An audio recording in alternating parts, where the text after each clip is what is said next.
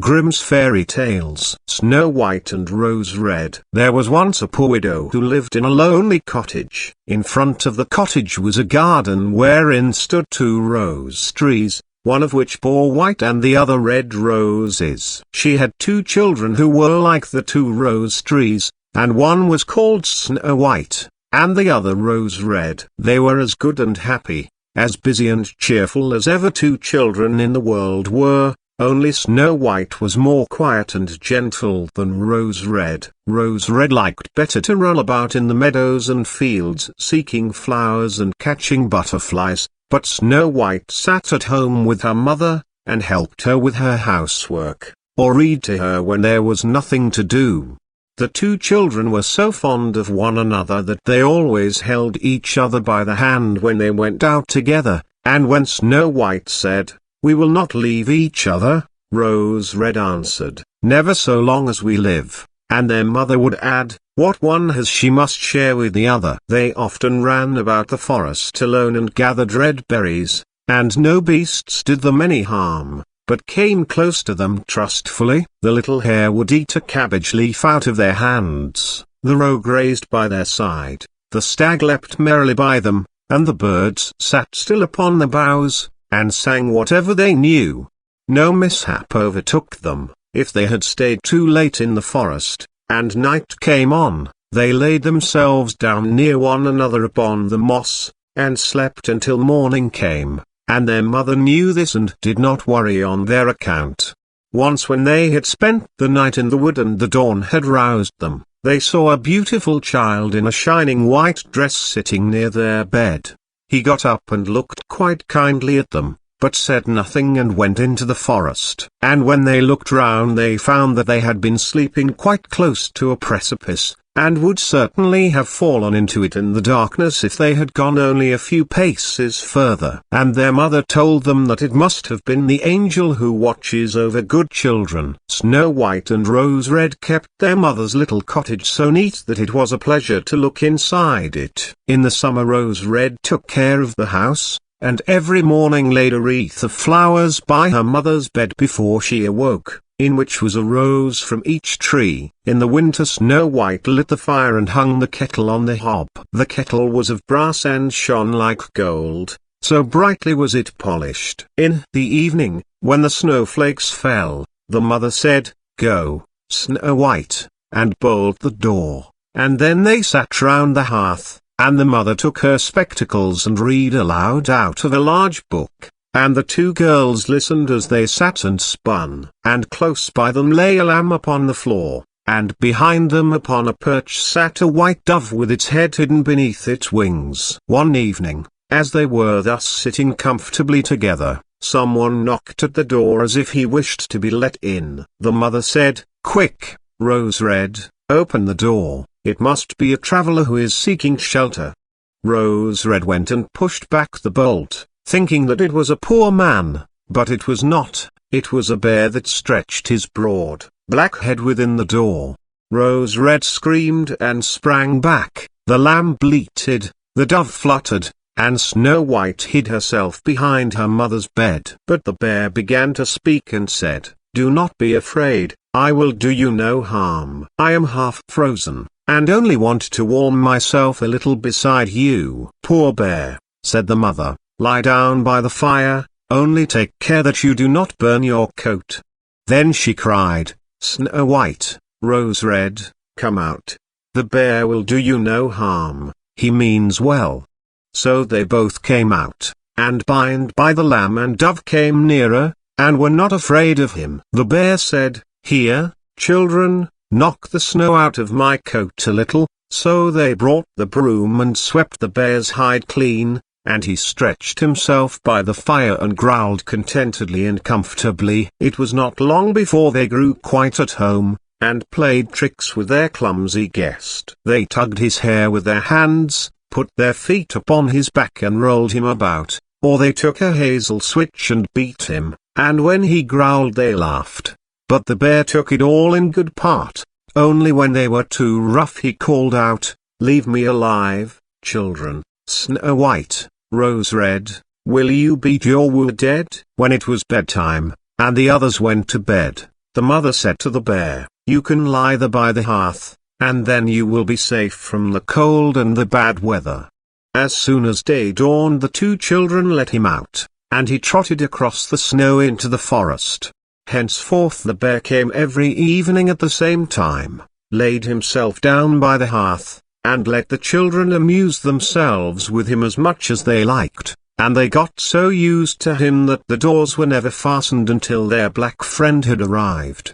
When spring had come and all outside was green, the bear said one morning to Snow White, "Now I must go away, and cannot come back for the whole summer." "Where are you going, then, dear bear?" asked Snow White. "I must go into the forest and guard my treasures from the wicked dwarfs. In the winter, when the earth is frozen hard, they are obliged to stay below and cannot work their way through. But now, when the sun has thawed and warmed the earth, they break through it, and come out to pry and steal, and what once gets into their hands, and in their caves, does not easily see daylight again." Snow White was quite sorry at his departure, and as she unbolted the door for him, and the bear was hurrying out, he caught against the bolt and a piece of his hairy coat was torn off, and it seemed to Snow White as if she had seen gold shining through it, but she was not sure about it. The bear ran away quickly, and was soon out of sight behind the trees. A short time afterwards the mother sent her children into the forest to get firewood. There they found a big tree which lay felled on the ground, and close by the trunk something was jumping backwards and forwards in the grass, but they could not make out what it was. When they came nearer they saw a dwarf with an old withered face and a snow-white beard a yard long. The end of the beard was caught in a crevice of the tree, and the little fellow was jumping about like a dog tied to a rope, and did not know what to do. He glared at the girls with his fiery red eyes and cried, "Why do you stand there? Can you not come here and help me? What are you up to, little man?"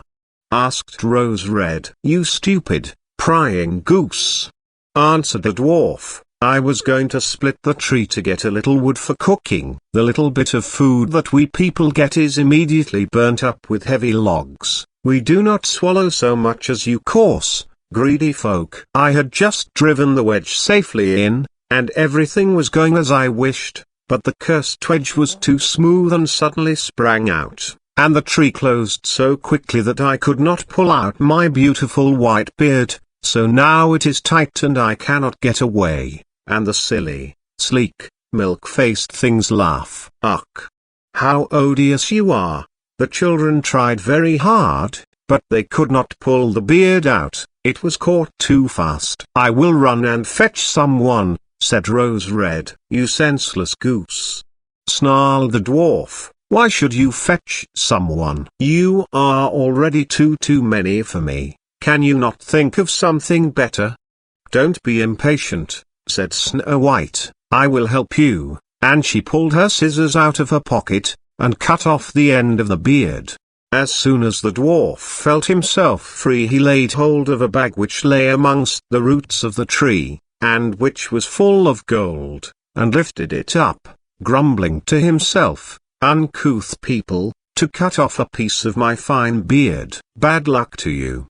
And then he swung the bag upon his back, and went off without even once looking at the children. Some time afterwards Snow White and Rose Red went to catch a dish of fish. As they came near the brook they saw something like a large grasshopper jumping towards the water, as if it were going to leap in.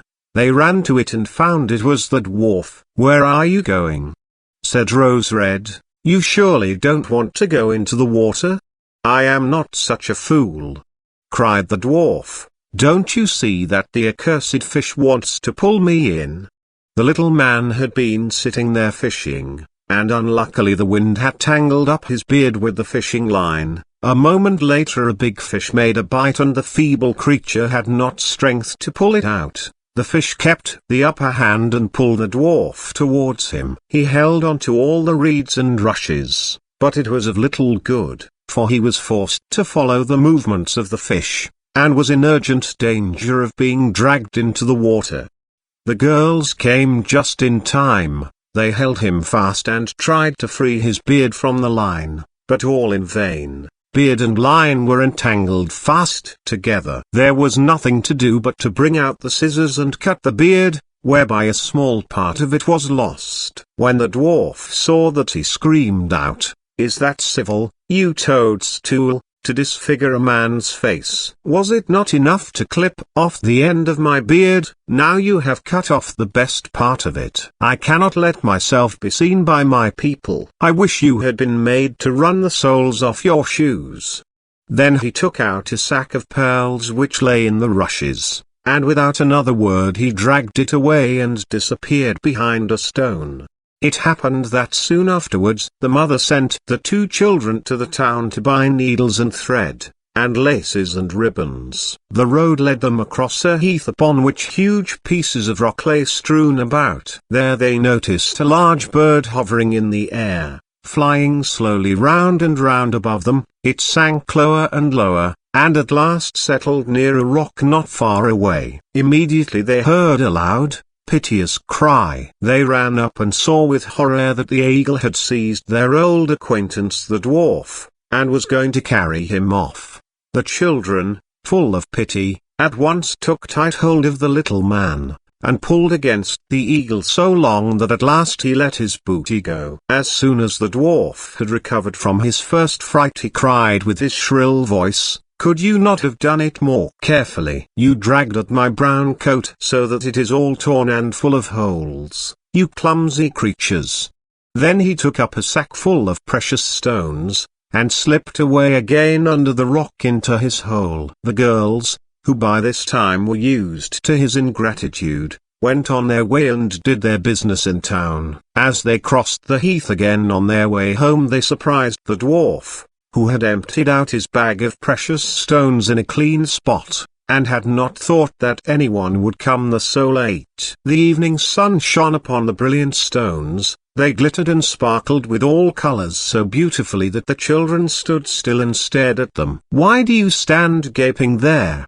cried the dwarf, and his ashen grey face became copper-red with rage. He was still cursing when a loud growling was heard, and a black bear came trotting towards them out of the forest. The dwarf sprang up in a fright, but he could not reach his cave, for the bear was already close. Then in the dread of his heart he cried, "Dear Mr. Bear, spare me, I will give you all my treasures. Look, the beautiful jewels lying there. Grant me my life. What do you want with such a slender little fellow as I? You would not feel me between your teeth. Come, take these two wicked girls, they are tender morsels for you, fat as young quails. For mercy's sake eat them." The bear took no heed of his words, but gave the wicked creature a single blow with his paw, and he did not move again. The girls had run away, but the bear called to them, "Snow White and Rose Red, do not be afraid, wait, I will come with you." Then they recognized his voice and waited, and when he came up to them suddenly his bearskin fell off, and he stood there a handsome man, clothed all in gold. "I am a king's son," he said, "and I was bewitched by that wicked dwarf, who had stolen my treasures. I have had to run about the forest as a savage bear until I was freed by his death. Now he has got his well-deserved punishment." Snow White was married to him, and Rose Red to his brother, and they divided between them the great treasure which the dwarf had gathered together in his cave. The old mother lived peacefully and happily with her children for many years. She took the two rose trees with her, and they stood before her window, and every year bore the most beautiful roses, white and red.